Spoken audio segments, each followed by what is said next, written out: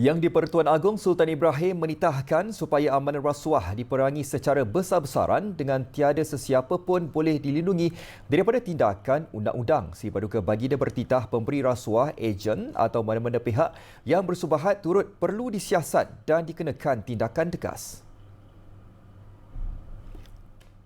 Saya pernah sebut dahulu yang saya datang ke Kuala Lumpur untuk memburu rasuah.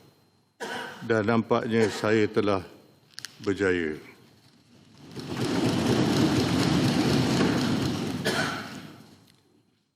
Saya amat kecewa apabila berlakunya kes rasuah dalam Angkatan Tentera Malaysia sampai peringkat tertinggi. Agaknya selepas ni saya terpaksa lantik sarjan saja jadi PAT. Sultan Ibrahim bertitah rakyat harus menjadi mata-mata dan melaporkan sebarang bentuk jenayah rasuah. Ini hanyalah sekelumit daripada segunung atau tip of the iceberg. Saya yakin ada ramai lagi di luar sana,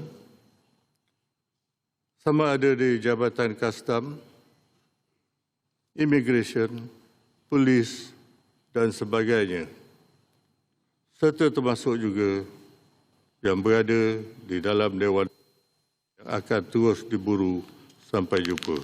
Sehubungan dengan itu, Yang di-Pertuan Agong bertitah Suruhanjaya Pencegahan Rasuah Malaysia SPRM hendaklah menjalankan siasatan dengan cepat, tegas dan sempurna tanpa mengira pangkat atau kedudukan. Sultan Ibrahim bertitah kerajaan juga perlu menyediakan hakim yang berpengalaman dan laluan khas di mahkamah supaya pembicaraan kes rasuah dapat diselesaikan dengan segera.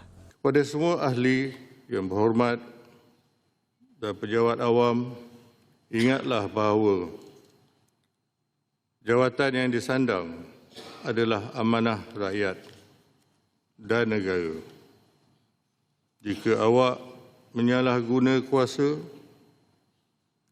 menyeleweng dana awam, menerima rasuah atau bersupahat melindungi perasuah, awak adalah pengkhianat negara.